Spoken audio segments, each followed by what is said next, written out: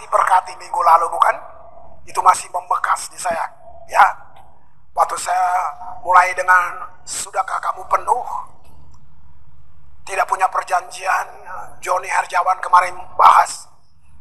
Wow, janji Tuhan sudah ada di depan. Tinggal kita melangkah. Gitu. Udah bikin paspor belum? Kira-kira gitu ya. Wow, luar biasa. Nah, hari ini frame besarnya kita sedang dipersiapkan dekade menentukan. Jadi gini, kita semua dibawa ke puncak rancangan Tuhan. Jadi bukan tambah susah, bukan, jangan. Tujuan Tuhan menebus kita ada dua. Tujuan Tuhan lahir, mati, bangkit buat kita ada dua. Supaya saudara tahu, ini membuat kamu bersemangat untuk jalanin hidup.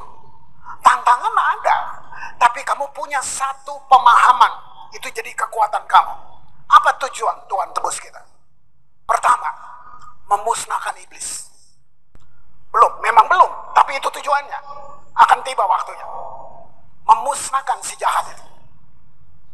Terus yang kedua apa? Membawa kita yang percaya ke dalam kemuliaannya. Kalau saudara pikir ini, kamu bersemangat jalanin hidup ini. Jadi bukan supaya masuk sorga. Sorga itu tempat. Kita tentu akan ke sana, tapi tujuannya bukan itu. Bukan ketemu tempat. Tujuannya kamu dibawa ke dalam kemuliaannya. Kata lainnya gini, kamu menjadi serupa dengan Kristus. Itu tujuannya. You become like Jesus. Nah, gini. Lalu bagaimana? Itu dia, dibutuhkan iman tuh ke situ. Kamu bisa nggak percaya janji itu? Tidak ada kemampuan dari kita untuk bisa melihat apalagi mencapai itu kalau Tuhan tidak taruh imannya di dalam kita. Ada iman kita, iman manusia. Ada imannya Yesus. Nah, iman manusia, kamu belum pernah lihat sorga. Kamu nggak lihat alam yang roh itu, kamu nggak lihat. Jadi iman jasmani namanya. Nah, itu hanya dibatasi dengan perasaan, dengan semuanya, dengan apa yang kamu bisa lihat. Tapi waktu kamu lahir baru, itu bukan karena emosi. Itu Tuhan intervensi hidup kamu. Itu dia, kata kairos. Benar Allah menjumpai, kamu mengalami kairos. Itu Tuhan intervensi kamu. Kamu nggak berpikir tentang itu. Apa yang buat tiba-tiba kamu bilang, saya salah loh. Nah, kesadaran itu dari siapa? Nah, itulah Tuhan. Karena kita berharga. Tuhan waktu bikin manusia, dunia belum ada. Bumi ini belum ada. Sudah ada di dalam hatinya, saya mau buat manusia. Kenapa? Nanti kita di sorga, kita tanya dia. Coba lihat. Jadi manusia bukan ciptaan kayak robot, iseng-iseng gitu. Enggak. Itu muncul di hati. Marilah kita jadikan. Bayangin. Itu keinginan. Itu sebabnya kenapa kita ditebus. Karena kita segala-galanya. Kita tuh Allah, Adam ya. Kalau saya mulai dari Adam. Adam itu Allah tapi A kecil. Allah A besar, Adam A kecil. Marilah kita jadikan mereka seperti kita. Makanya dibilang kita nih God representative. Kita perwakilan Allah di bumi.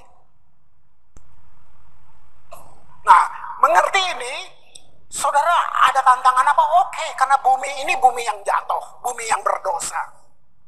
Kita kayak ada dalam budak dosa. Tapi kita yang terima Yesus, kita yang dilahirkan baru, kenapa disebut ciptaan baru? Ciptaan yang pertama nggak menggenapinya, Adam jatuh. Nah, kita disebut ciptaan baru, artinya kita akan menggenapi yang Adam tidak genapi. Jadi ngerti ini, tantangan ada. Tapi kamu tahu itu nggak kekal. mencapai apa yang Tuhan rancangkan buat kita. Penebusan mahal, saudara, nggak murah. Manusia nggak bisa bayar, nggak bisa. Dikasih gratis karena kita nggak bisa bayar. Nah, sudah, kira-kira gitu. Nah, hari ini saya kasih judul iman permanen. Arti permanen, berlangsung lama tanpa perubahan. Iman siapa ini? Iman yang Tuhan taruh di dalam kita. Kamu nggak bisa ciptakan begitu, nggak bisa. Kita nggak punya ide cari Tuhan setelah manusia jatuh. Lihat itu. Nah, tapi sini saya mau kasih tahu, iman yang Tuhan taruh membuat kita bisa datang ke situ. Karena tanpa iman, iman begitu penting itu untuk hubungan kita dengan Tuhan. Dan itu menyenangkan Dia. Nggak ada yang lain. Yang menyenangkan Tuhan itu iman. Iman membuat kamu bisa percaya yang kamu nggak bisa lihat. Kita nggak bisa lihat Tuhan. Makanya Dia perlu taruh iman yang supranatural itu. Ibrani 11 ayat 6. Sering saudara sudah baca. Cuman ini mempertebal kamu punya pengertian. Tetapi tanpa iman tidak mungkin orang berkenan kepada Allah. Nggak ada kata pengganti lain. Dengan perbuatan, nggak ada. Dengan segala macam, dengan hartamu, nggak ada. Tanpa iman tidak mungkin orang berkenan kepada Allah. Sebab barang siapa berpaling kepada Allah, ia harus percaya bahwa Allah ada. Dan bahwa Allah memberi upah kepada orang yang sungguh-sungguh mencari Dia. Lihat itu. Jadi pertanyaannya bukan apakah saya butuh iman. Enggak. Pertanyaannya gini, apakah saya memiliki iman? Itu. Pikir baik-baik. Apakah saya punya? Apakah saya memiliki iman itu? Kristen itu kalau secara umum agama, oke. Tapi kalau kamu melihat secara firman, dia gaya hidup. Agama itu ciptakan manusia. Tuhan tidak ciptaan agama. Nah, jadi Kristen secara umum kamu bisa lihat gini. Banyak orang Kristen mereka berdoa minta ditambahkan iman. Ini kan mereka minta tambahkan iman. Termasuk saya sebelum mengerti ini. Bukan hanya kita, murid-murid. Coba, sama seperti itu. Mereka minta Tuhan menambahkan iman mereka. Itu. Mereka berpikir sama seperti yang kita punya. Lihat Lukas 17 ayat yang kelima. Ini. Lalu kata rasul-rasul itu kepada Tuhan, udah rasul nih. Mereka sama kan, tambahkan iman kami. Itu mereka minta. Lihat apa yang Yesus bilang. Terus, tambahkan iman kami. Jawab Tuhan, kalau sekiranya kamu mempunyai iman sebesar biji sesawi saja. Mereka minta tambah. Padahal Tuhan bilang, kalau lu punya segenap biji sesawi aja, kamu dapat berkata kepada pohon ara ini, ya, terbantunlah engkau dari dan tertanamlah di dalam laut, dan dia akan taat kepadamu. Udah rasul tuh, masih minta tambahkan iman. Kenapa? Nggak ngerti. Lihat itu. Mereka minta Tuhan tambahkan.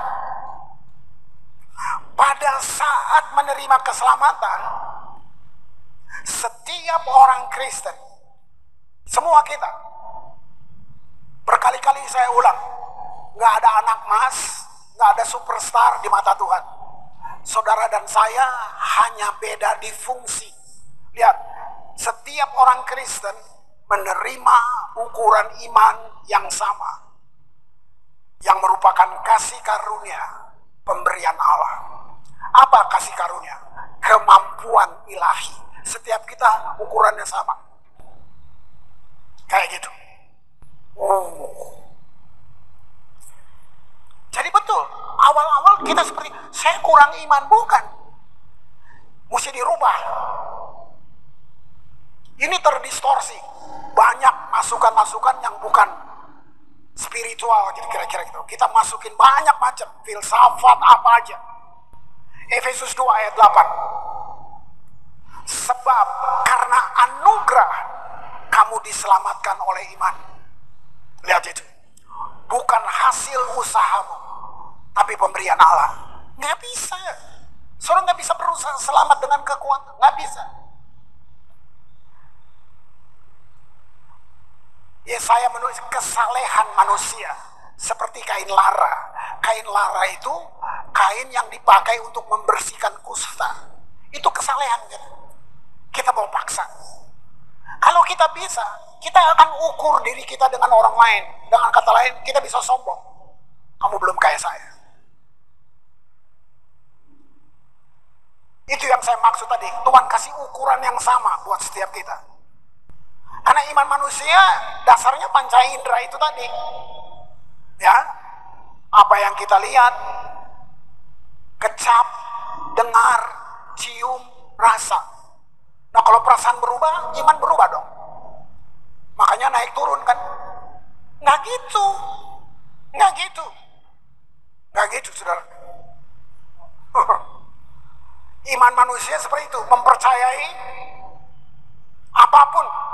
Dan dia nggak bisa lihat. Atau mempercayai apa yang nggak kelihatan. Terbatas. Nah iman yang Tuhan taruh di dalam kita. Waktu kita bertobat itu menjadi satu perjalanan orang Kristen yang normal. Jadi gini, kamu akan dengar berita ini, kamu akan lihat kejadian ini, bencana alam ini, tapi kamu sudah tahu persis. Enggak. Bahkan mati pun kamu gak takut, karena firman bilang, kamu akan bangkit. Semua kita pasti mati.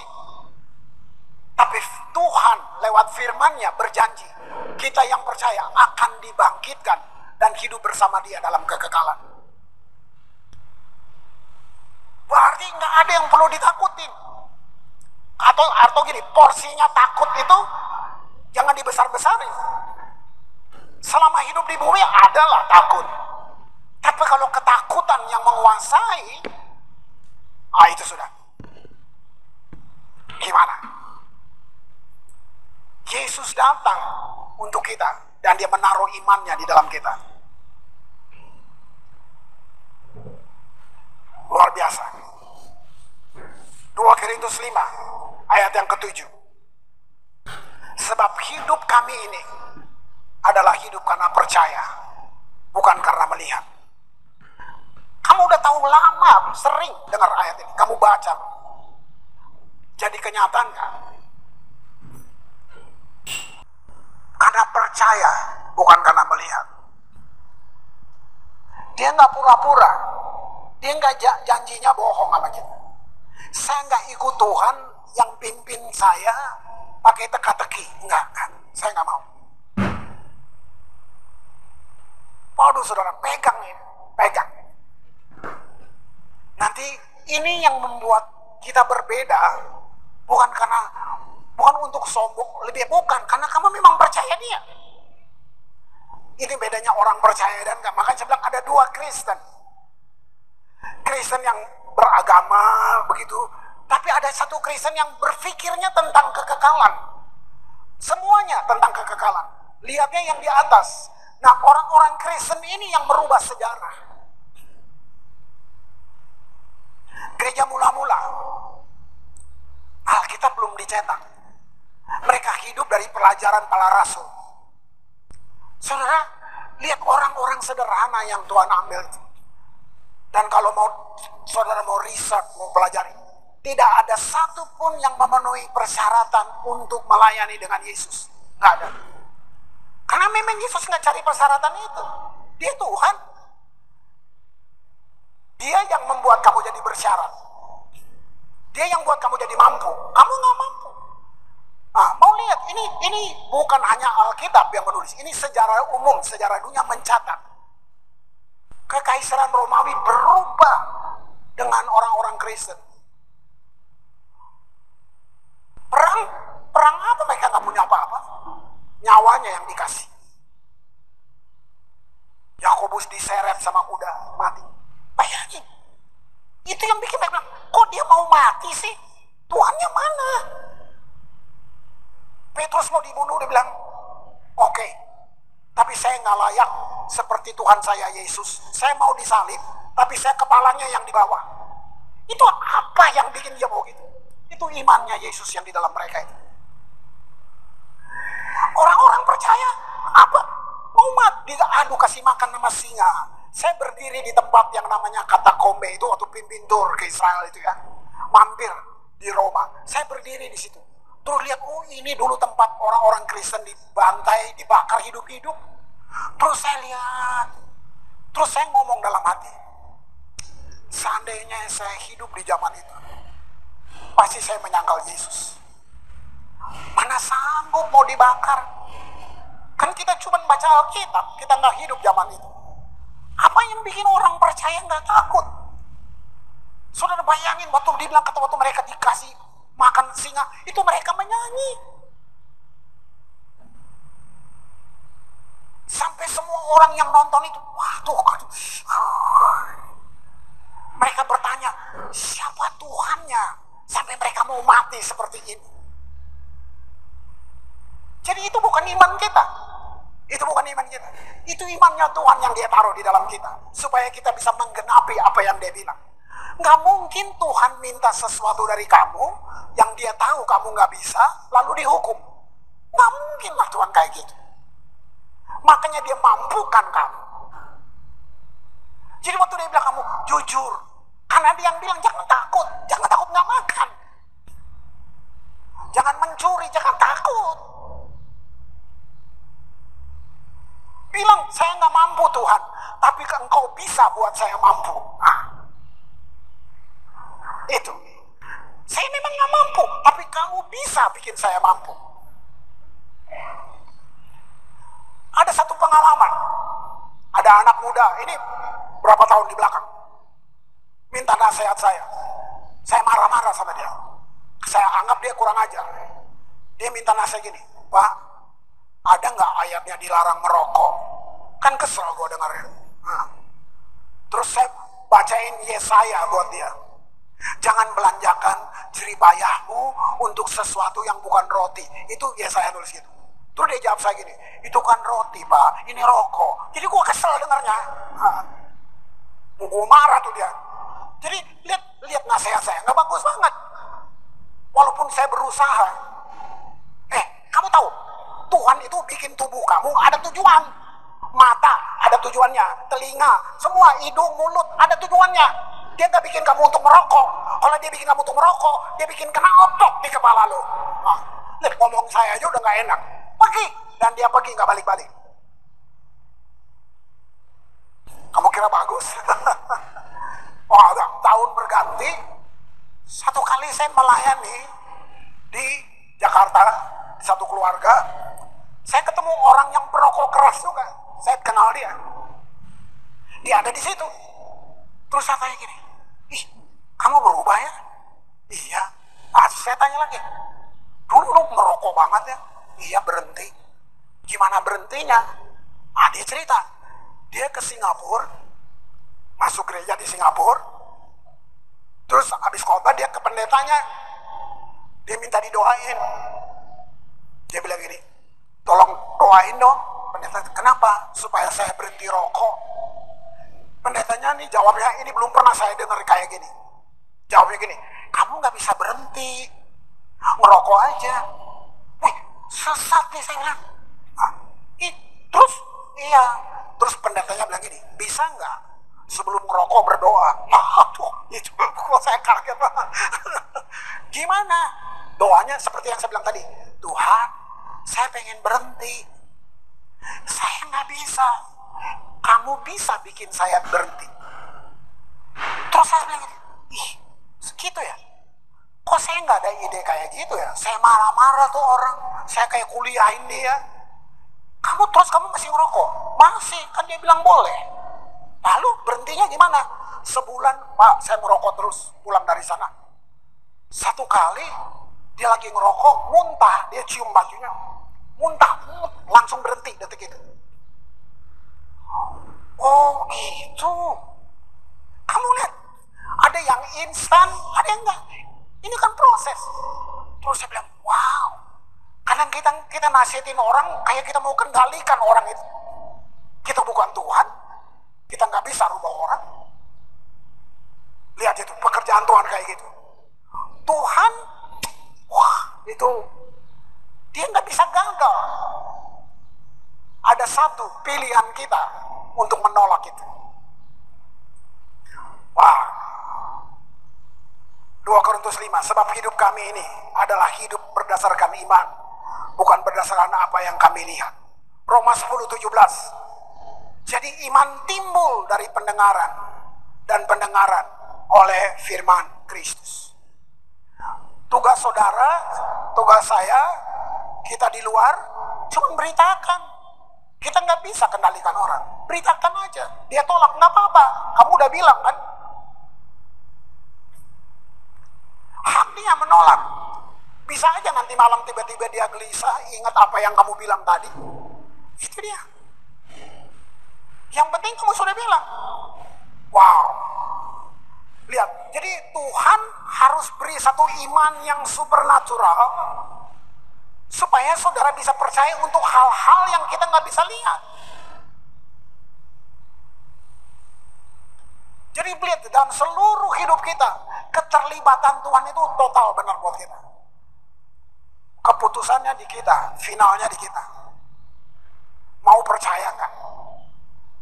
Karena ada fakta, tapi ada dunia yang lain. Fakta itu bisa bukti medis, fakta medis. Dokter bilang, kamu kena cancer. Itu fakta kan? Nah, tapi ada dunia lain. Pintunya iman. Dia bilang gini, Yesus bisa sembuhkan. Nah, kamu mau join dengan iman atau kamu mau join dengan fakta? Itu. Semua janji sudah ada. Semua janji sudah ada. Galatia 2:16. Ya. Lihat, kamu tahu. Ya, pelan-pelan kamu tahu bahwa tidak seorang pun yang dibenarkan oleh karena melakukan hukum Taurat. Stop dulu sebentar. Yang nulis ini Farisinya Farisi, ahlinya Taurat, Paulus. Bayangin, dia menentang semua kekristenan. Dia bunuh orang Kristen, gak main-main. Dia Farisinya Farisi, murid terbaik Gamaliel. Kuliahnya di Tarsus, udah pelajaran paling hebat. Apa yang bisa buat merubah dia di sini?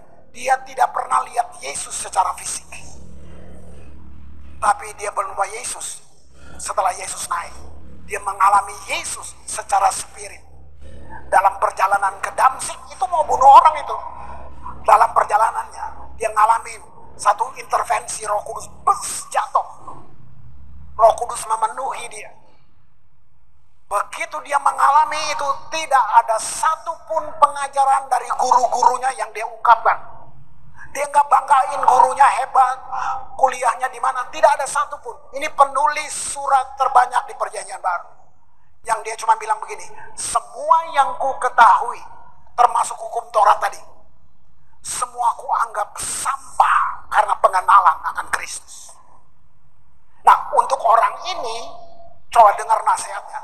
Dia tadi bilang, tidak ada orang dibenarkan karena melakukan hukum Taurat. Padahal dia yang mengajar, kamu harus gini, taat. Sekarang dia bilang, gak ada. Tapi hanya oleh karena siapa? Iman apa? Di dalam Kristus Yesus.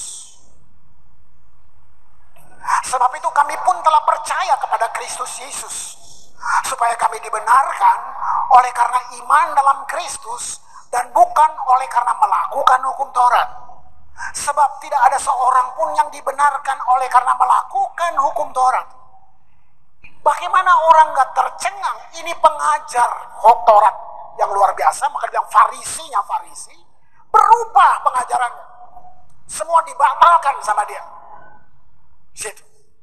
Kalau saudara lihat di sini, ayat ini bicara 2 kali tentang dibenarkan oleh iman Yesus.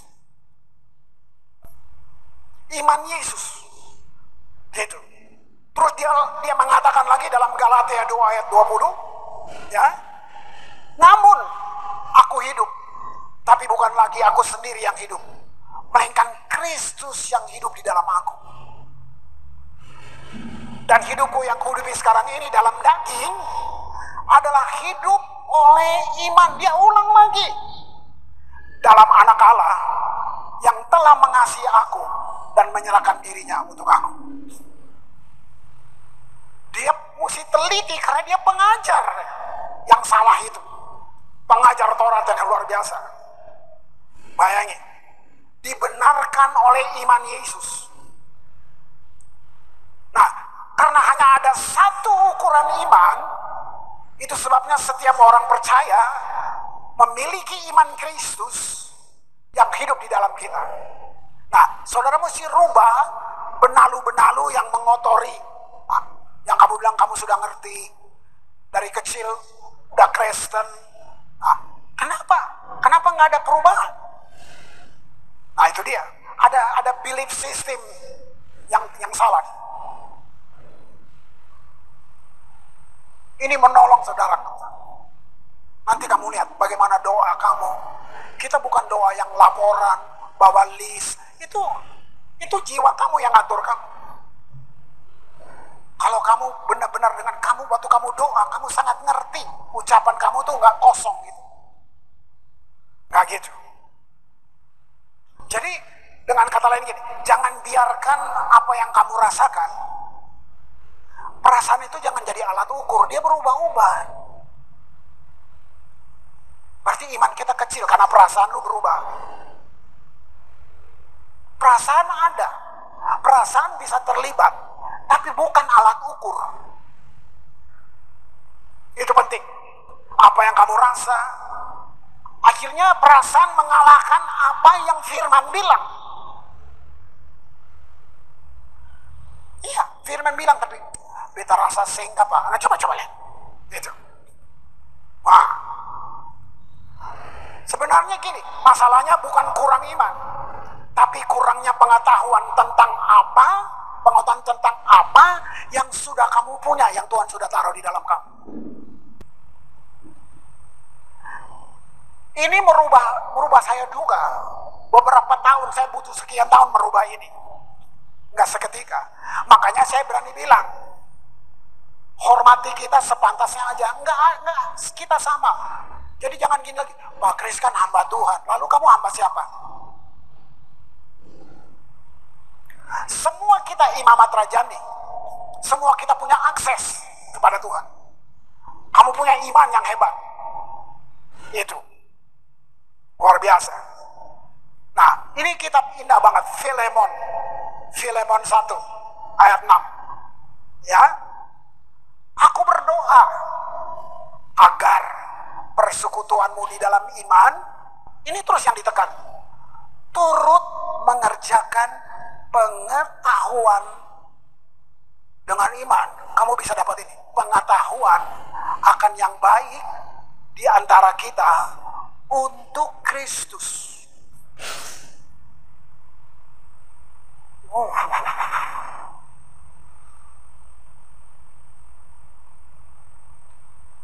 Saudara, waktu kamu berhubungan ya, katakan kamu bangun kehidupan doa dalam iman ya.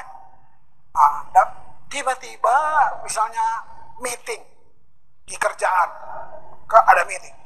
Tiba-tiba kamu bisa kasih satu arahan, ide-ide kreatif yang kamu nggak pikir tadi, nggak timbul itu.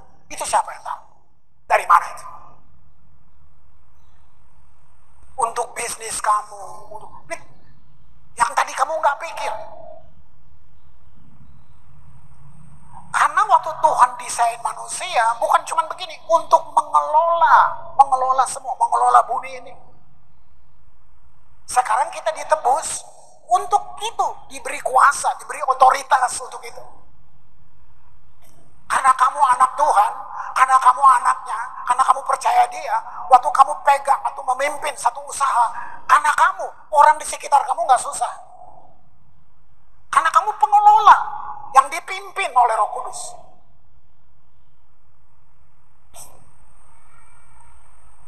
Itu sebenarnya. Itu sebenarnya. Wah. Nah, iman Yesus ini bekerja untuk kita. Dan itu bekerja waktu kita sadar, waktu kita tahu apa yang kita punya. Bagaimana menggunakannya. Nah, langkah pertama adalah apa yang kita miliki, kemudian kita belajar bagaimana menggunakannya.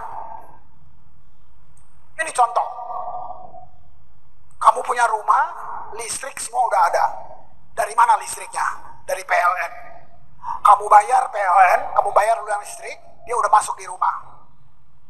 Nah, kalau kamu mau tidur, kamu matiin lampu, skakelarnya kamu tekan, mati. Besok kamu mau nyala, gak usah panggil PLN dong. Kan skakelarnya ada di kamu. Itu yang saya bilang, perasaan jangan jadi alat.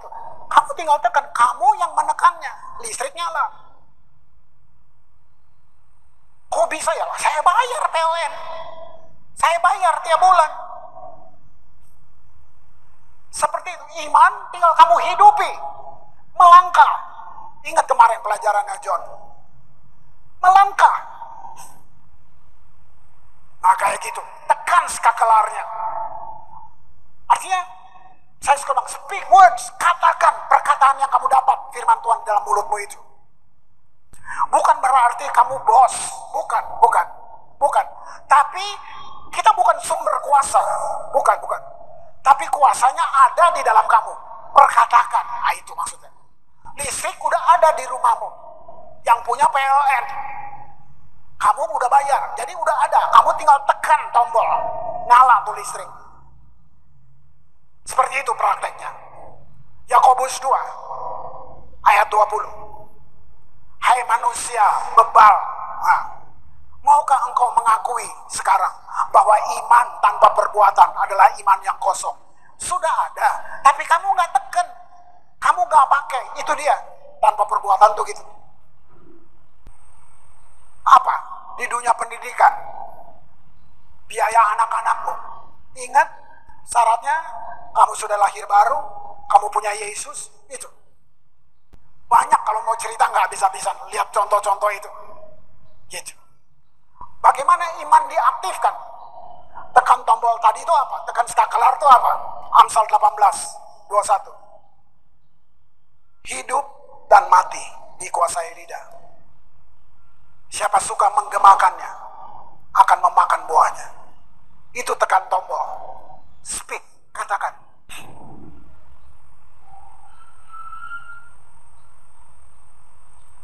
Ini lebih dari 30 tahun lalu. Itu tetangga kami. Waktu kami di Jakarta, saya tinggal di Bintaro. Jadi anaknya waktu itu masih kecil. Saya mau ceritain. Ini dia polisi. Ibunya nih. Ibu ini polisi, perwira. Imannya ampun. Nggak pengkhotbah kayak saya, tapi imannya gila. Dari masa itu saya sudah tahu. Persekutuan di rumahnya. Nah, dia perwira polisi. Nah, ini kejadian saya sudah di Ambon, jadi puluhan tahun kemudian ya. Anaknya itu naik motor gede. Nabrak trotoar. Boom, naik ke atas, jatuh ini di bawah pagar rumah yang tadi. Dia jatuh, tusuk pagar, blek. Habis itu motornya timpa lagi, blek. Jadi ini semua ketusuk, hancur. Bawa ke rumah sakit. Maminya datang. Saya di Ambon, jadi udah ini bicara puluhan tahun lalu. Teman-teman dari sana semua kumpul, mereka nangis, mereka telepon, Om Kris, Nyong di rumah sakit, doain dong, diceritain kejadian. Ya saya doa sungguh-sungguh apa enggak itu ya, karena nggak lihat. Ya udah deh, doa, Tuhan tolong gini-gini, amin, udah. Nggak tahu ceritanya. Sudah, mereka yang cerita, saudara pingsan, nggak bisa apa-apa, Ini patah-patah semua. Bayangin, jatuh, hup, motornya timpa lagi, brup. Nah, jadi pagar-pagar masuk. Maminya berdiri gini. Masuk, bos dokter mau ini nggak sopan banget. Dokter, jangan diapa-apain. Saya punya dokter di atas segala dokter. Ini kan kesal dong saudara gitu. Ngapain bawa ke sini? Nah, gitu. Jangan dokter, saya punya dokter di atas segala dokter. Tuhan Yesus Kristus. Ya, jadi mau ngapain? Saudara, dokter diam aja. Udah nggak bisa gerak apa-apa. Ini udah berdarah. Diam aja. Yang di luar itu teman-temannya lagi nangis. Dia keluar. Siapa suruh menangis? Siapa suruh? Nah, tahu mama-mama Ambon kan gitu. Siapa suruh menangis? Hah? Diam. Saudara, 3 hari pingsan. 3 hari. Dia nggak mau dokter sentuh. Hari keempat, semua tulang kesambung, semua tertutup, tidak tanpa satu obat pun.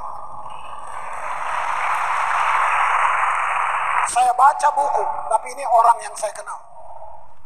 Saya waktu satu kali saya akan bujuk dia untuk datang ke sini. Normal, main musik sekarang semua normal. Melawan akal sehat, saudara. Iman siapa tuh? Apa yang bikin kamu kayak orang gila gitu? Orang bisa bilang lu gila, tapi kamu nggak gila. Mungkin dia nanti yang gila. Itu kalau saya lihat itu. Lihat itu. Yesus menekankan, memperkatakan iman 3 kali dalam satu ayat ini. Markus 11:23. Aku berkata kepadamu, sesungguhnya barang siapa berkata kepada gunung ini, bayangin, pada gunung ini, beranjaklah, tercampaklah ke dalam laut, asal tidak bimbang hatinya, tetapi percaya bahwa apa yang dikatakan itu akan terjadi, maka hal itu akan terjadi baginya. Nih, kayak orang gila, gak apa-apa. Masuk kantor, sampai di meja, sebelum ngapa-ngapain, perkataan, hari ini berkat untuk saya, gak ada jatuh di tanah, kececeran di jalan, utuh datang ke saya. Kenapa? Yang kamu ada gini, ayo bikin apa hari ini? Ayo sama mesti telepon, baru masuk aja, belum duduk aja, suka khawatir. Akhirnya tanda tangan palsu, akhirnya bohong ini, bohong itu, tapi nanti minggu di gereja menyanyi.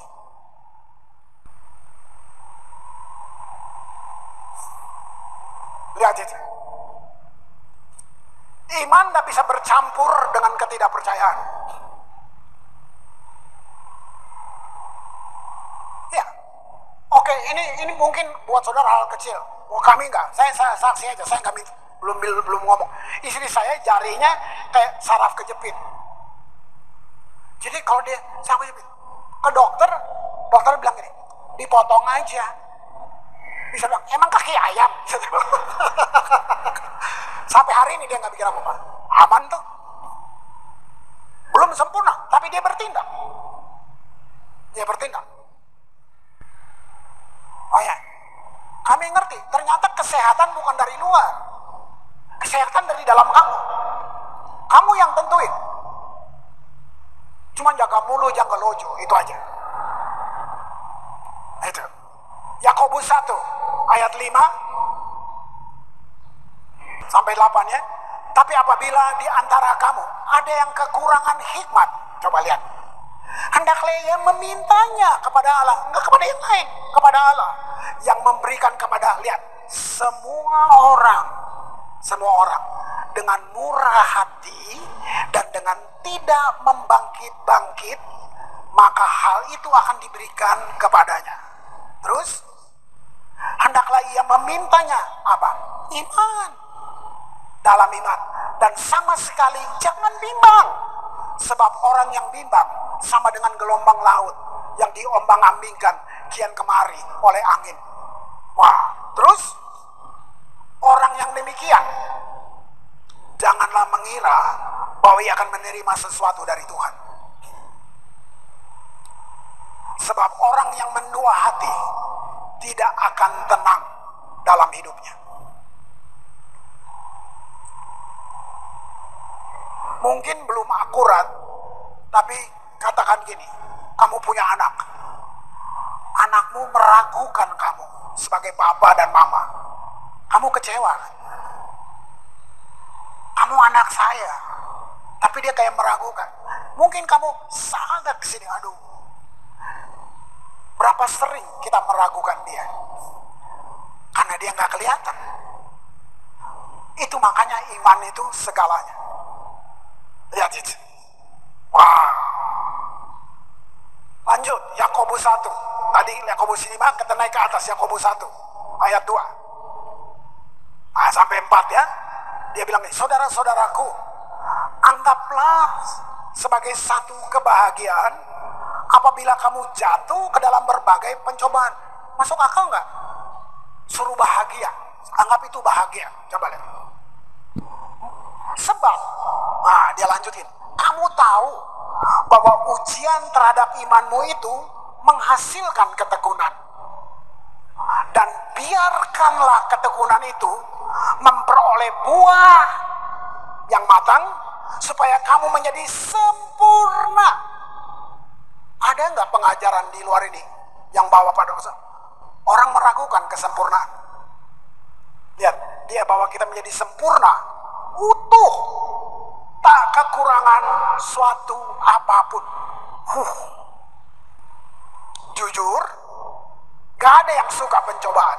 Saya juga gak suka. Tapi dengar, pencobaan bukan hukuman. Saya ulang, pencobaan bukanlah hukuman, tapi peluang untuk membuktikan kualitas iman. Terbukti iman kamu.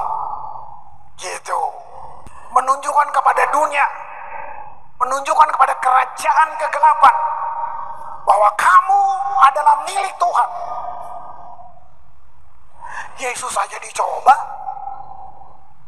Nah, kita anak-anaknya. Nah, jadi itu bukan hukuman, tapi itu akan menunjukkan kualitas doa kamu, kualitas iman kamu. Kamu nggak goyang. Luar biasa. Ya. Nah, Kristen yang satu lagi, kan saya bilang ada dua jenis. Karena nggak melihat dunia yang tidak kelihatan, mereka kayak ayunan gitu, pendulum, kayak bandul gitu. Maupun pribadi maupun masyarakat, kayak bandul gitu.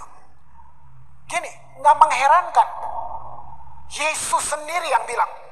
Yesus nggak heran kalau ada orang nggak percaya dia. Yesus nggak heran. Lihat ayatnya, ya. Tidak mengherankan Yesus sama sekali bahwa ada orang yang akan tidak percaya kepadanya. Yesus tahu itu, terlepas dari bukti yang ada. Lihat ayatnya. Yohanes 12 ayat 37. Ya. Dan meskipun Yesus mengadakan begitu banyak mujizat di depan mata mereka, namun mereka tidak percaya kepadanya. Iya, saya nggak percaya. Saudara, ini kayak mimpi, hayalan, kayak keinginan ya sebagai gembala lah, bahwa kita menjadi orang-orang Kristen yang mengerti dunia ini. Saudara, doa kamu, iman kamu, bukan gereja ini, kota yang berubah. Kota yang berubah. Saya menyadari diri saya, lu jangan so tahu Chris, saya bisa berdiri di sini. Pasti ada orang-orang yang saya nggak tahu yang doain saya juga. Jadi jangan so tahu. Mungkin kamu nggak pelayan, bukan itu ukurannya, bukan. Iman kamu. Kamu duduk berdoa untuk kota ini, berdoa untuk pemimpin-pemimpin. Kamu bisa lihat, nggak usah bikin kartu nama, nggak usah. Sorga kenal kamu. Kamu punya kontribusi untuk merubah kota ini. Wah, saat saya menyadari tentang kekuatan roh, gitu. Jadi gini, jangan lagi kita bilang gini, nggak mampu, stop. Kamu punya Yesus. Jangan lagi bilang nggak mampu, stop. Kamu punya Yesus. Atau kalau kamu, atau begini, diam dulu, jangan keluar dari mulut. Karena apa yang keluar dari mulut, kamu nggak bisa tarik lagi, dia udah membaur dengan udara. Musuh bisa ambil perkataanmu. Iya Pak, saya orang susah. Nah, kamu ngomong, si musuh ambil, dibikin lu susah terus.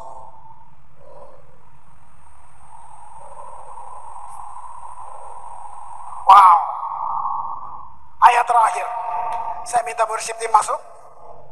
Filipi 4. Ayat 13. Keren gak ayat? Kamu udah tahu kan, sering banget baca. Segala perkara. Kata segala berarti apa saja. Itu. Dapat kutanggung. Bagaimana? Yang bikin kamu dapat itu siapa? Di dalam Dia. Segala perkara dapat kutanggung di dalam Dia yang memberi kekuatan. Itu artinya gini, saya nggak bisa tepuk dada, Dia yang kasih kemampuan. Segala perkara dapat kutanggung di dalam Dia yang memberi kekuatan kepadaku. Jadi gini, dasar dari pemenuhan janji Tuhan banyak kan? Dasar dari pemenuhan janji Tuhan dan terjadinya keajaiban adalah kita manusia berjalan dalam ketaatan dan kesetiaan pada firman Tuhan. Gak masuk akal, tapi firman bilang ini kayak mimpi, hayalan, kayak keinginannya sebagai gembala lah, bahwa kita menjadi orang-orang Kristen yang mengerti dunia ini. Saudara, doa kamu, iman kamu, bukan gereja ini, kota yang berubah. Kota yang berubah.